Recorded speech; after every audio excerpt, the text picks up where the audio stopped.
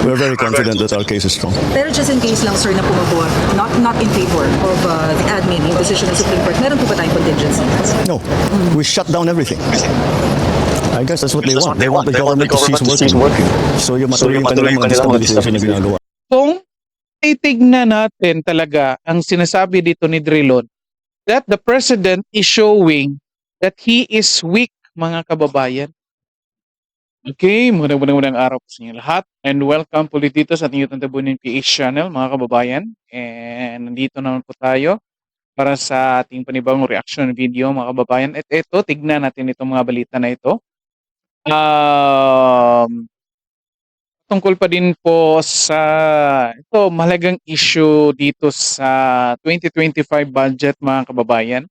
Kasi magkaiba-iba talaga ang opinion ng mga eksperto patungkol dito. At ito, tingnan natin, mga kababayan. At magbigay tayo ng standpoint natin patungkol dito regardless sa kung ano yung sinasabi ng mga eksperto dito tungkol mga eksperto ng batas natin, mga kababayan. Okay? Kasi ito, on the legality side, maraming nagsasabi na maaaring walang issue, mga kababayan. But of course, hindi lang naman tayo nag-ooperate on the legality side, mga kababayan. Okay? And marami tayong kinikonsidera bilang ordinaryong Pilipino patungkol dyan sa 2025 budget natin. At eto, disappointing ito, mga kababayan. Tignan natin kung ano yung pinag-usapan ng mga mambabatas itong si Pangulong Bongbong Marcos, mga kababayan. Since last week, hindi magkasundo yung mga explanation nila at ngayon, mga kababayan, eto na, mukhang nag-agree na sila. May gumawa ng final script nila at nag-agree na dito. Magkapare-pareho na ng mga reaction itong mga mambabatas natin na itong si Pangulong Bongbong Marcos, mga kababayan. Ito, tignan natin dito. Okay, speed up lang natin, mga kababayan. Okay.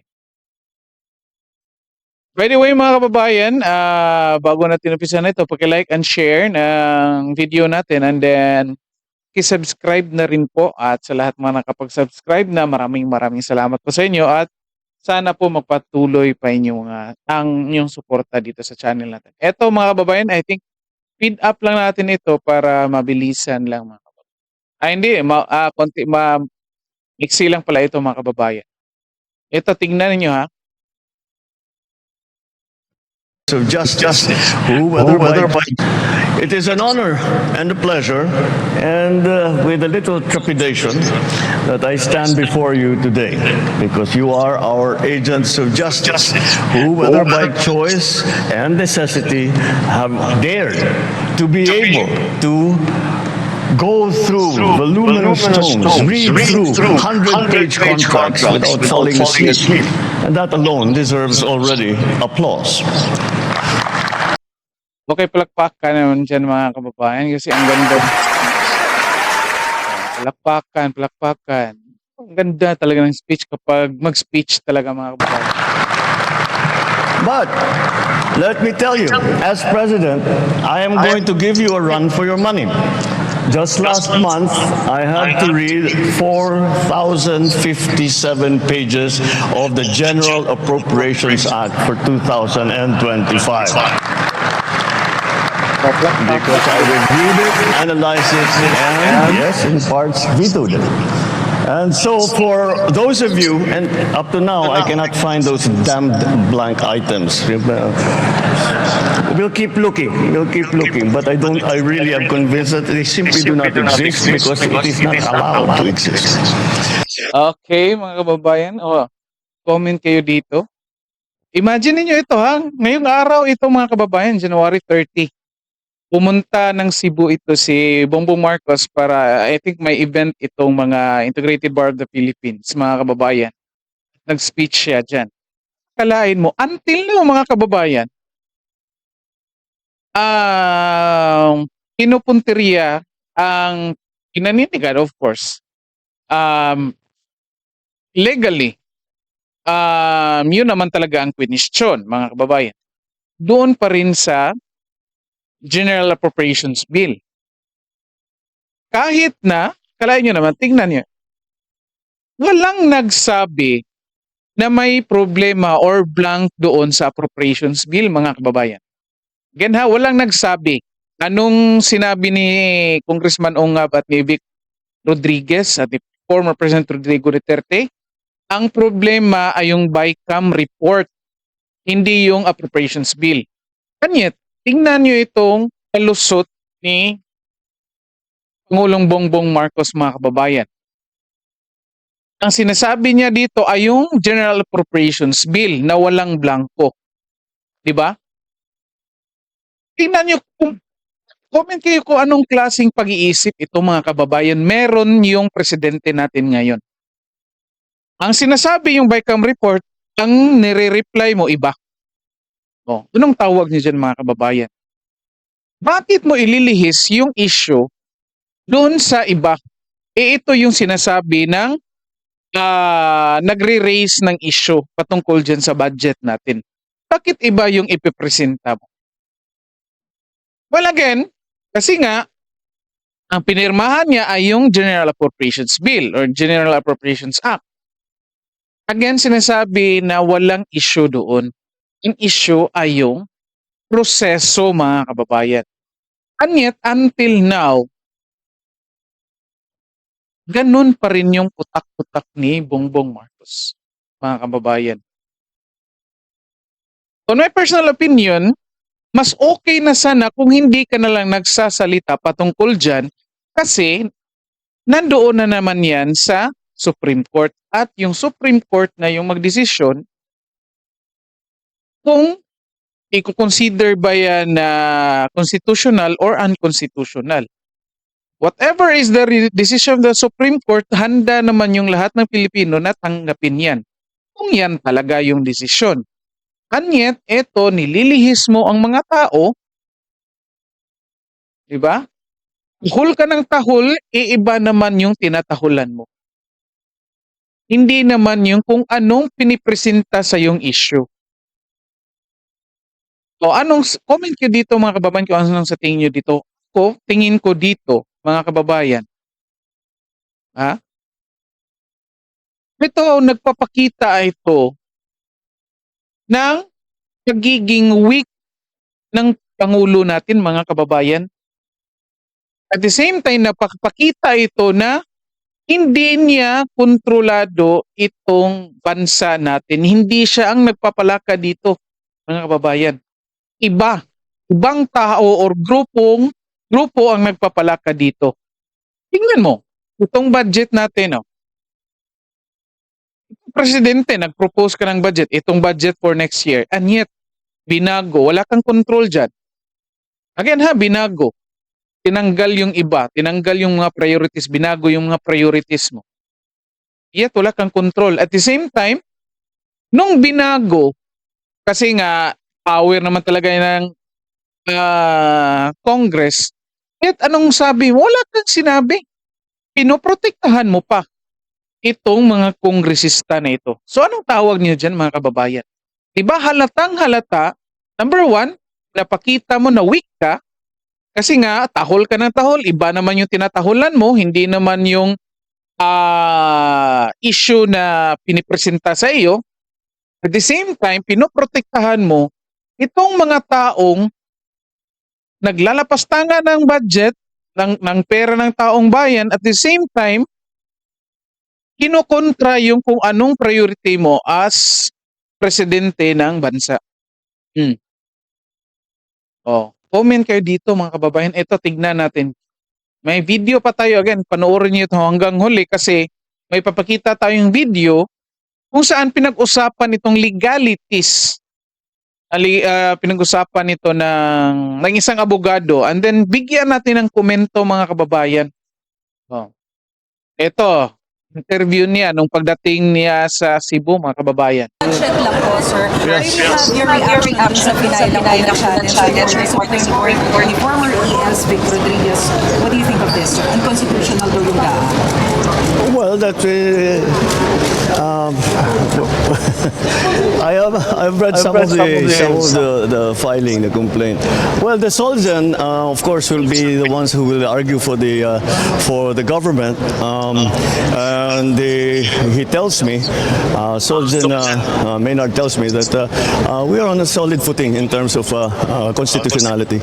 I don't know why they bother to file that, because napakahirap ng kanilang assertion. It clearly doesn't.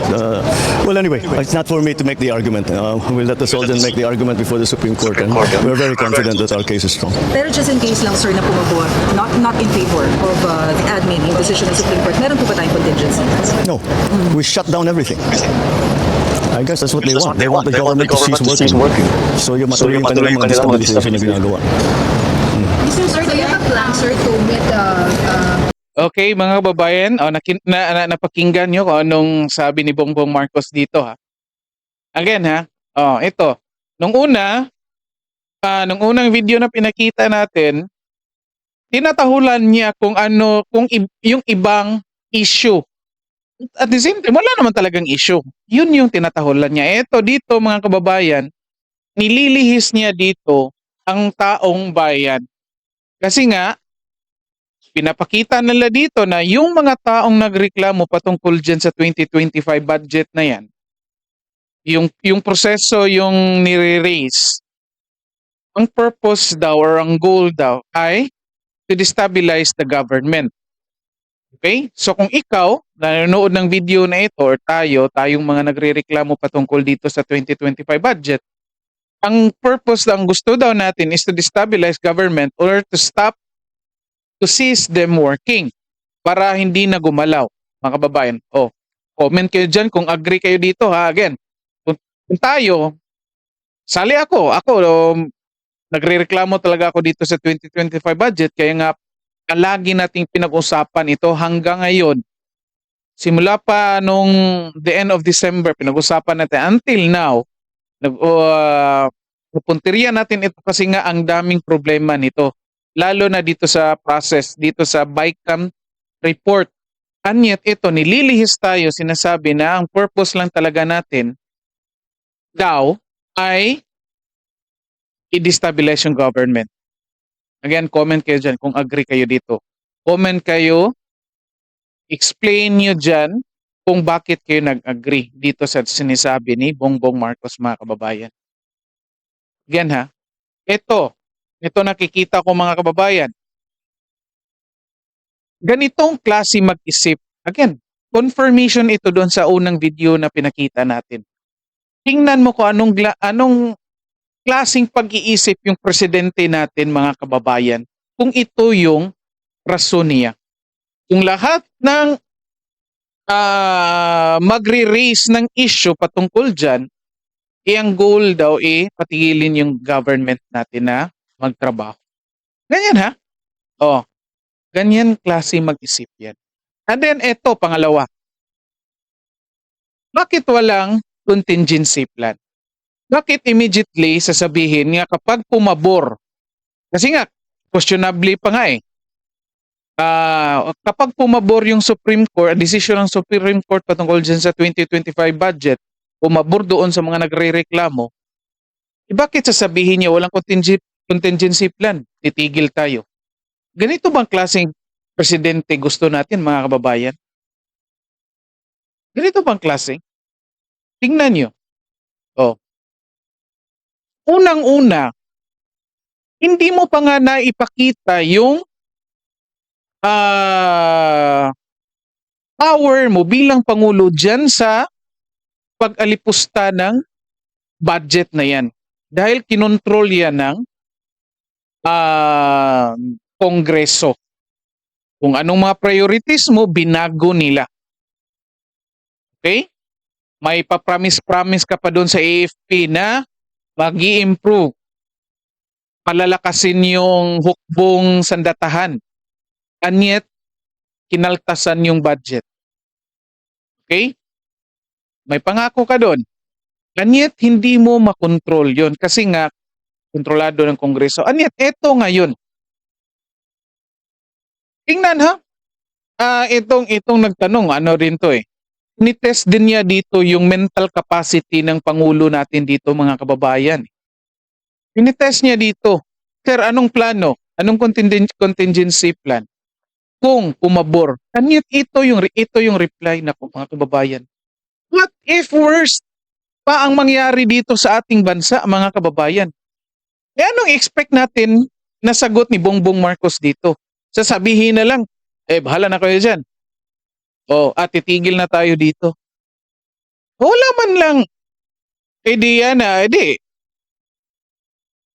babaguhin kung anong recommendation ng Supreme Court or ito yung plano. Iba, may mga abogado naman.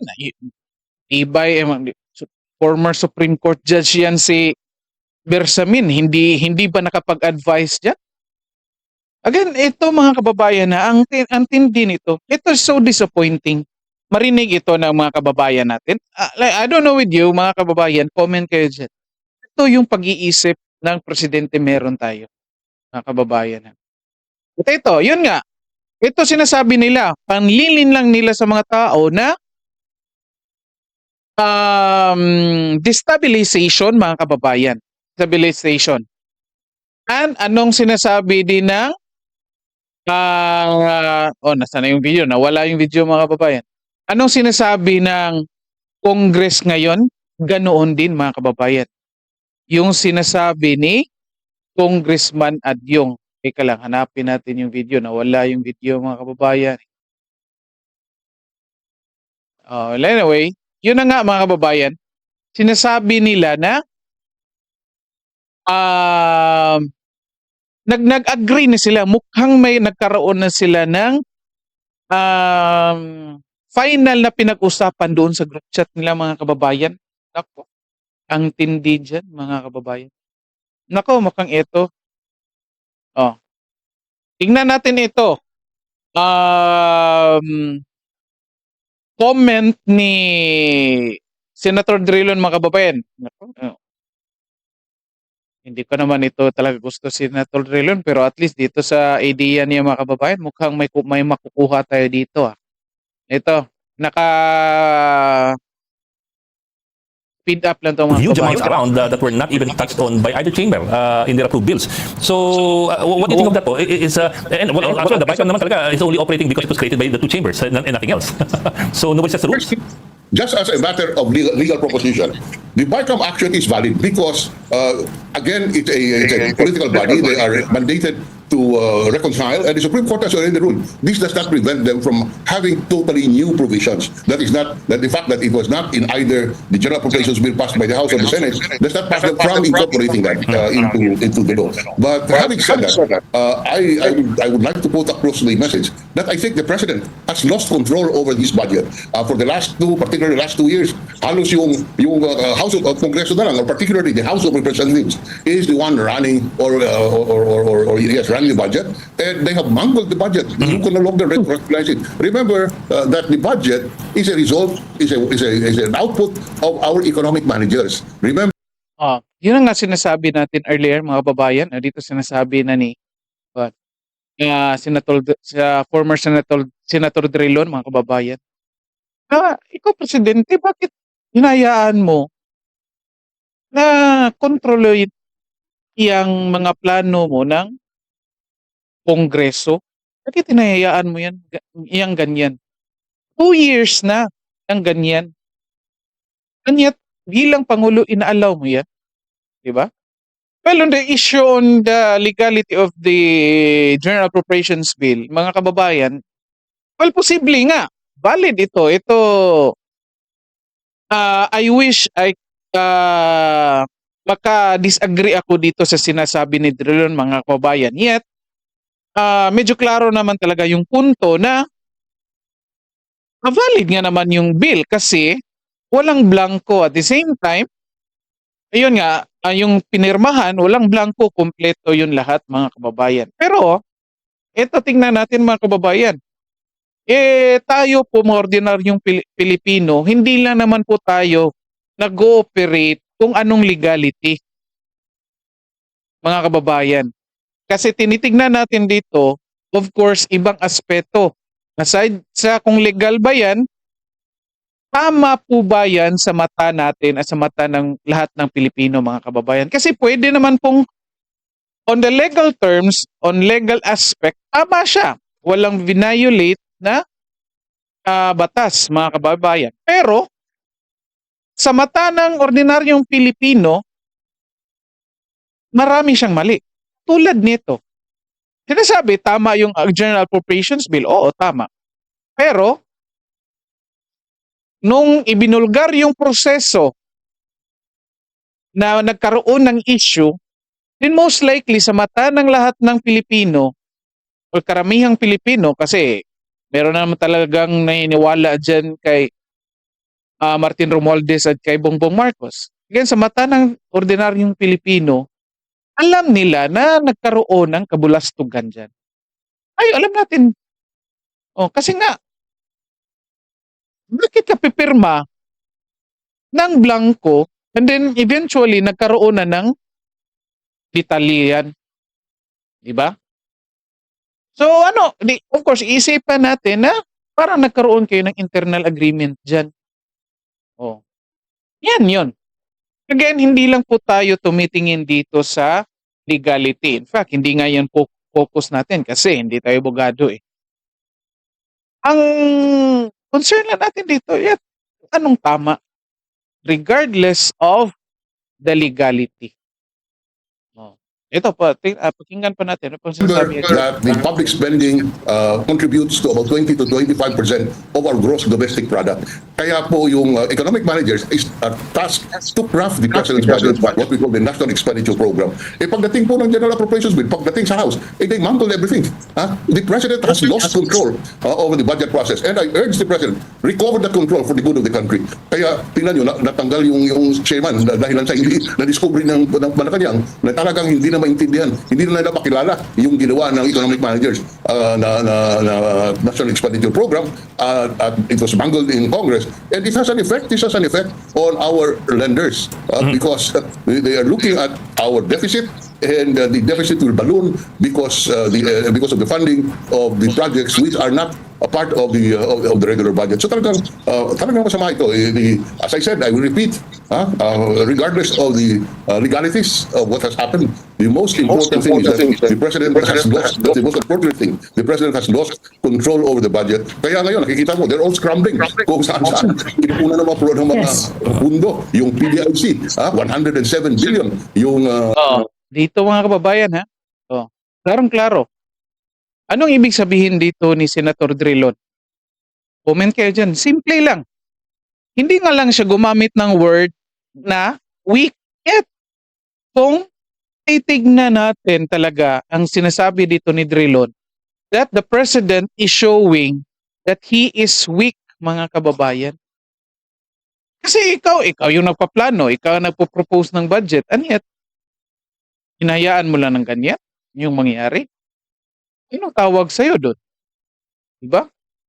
May proud ka, nag-veto ka doon sa nung December 30 na may hindi ka pinirmahan. Ano nangyari? Wala lang. Wala rin naman. Saan bumalik yung problema? Di sa'yo rin. Ngayon, nagpo-problema kayo, saan kayo kukuha ng budget para doon sa DepEd na kailangan ninyo? Doon sa iba pa. Ito, on the other hand, in fairness dito kay Drilon, at least dito gising siya mga kababayan kasi last time tulog dito eh. Di ba? Kasi, in fairness dito, in-explain dito ni Drilon nga, it could be valid siya, it could be legal siya, in terms of legality, yet, ito, pinamukha ng Kongreso na bilang Pangulo weak ka. Yan yung simpleng explanation dito mga kababayan.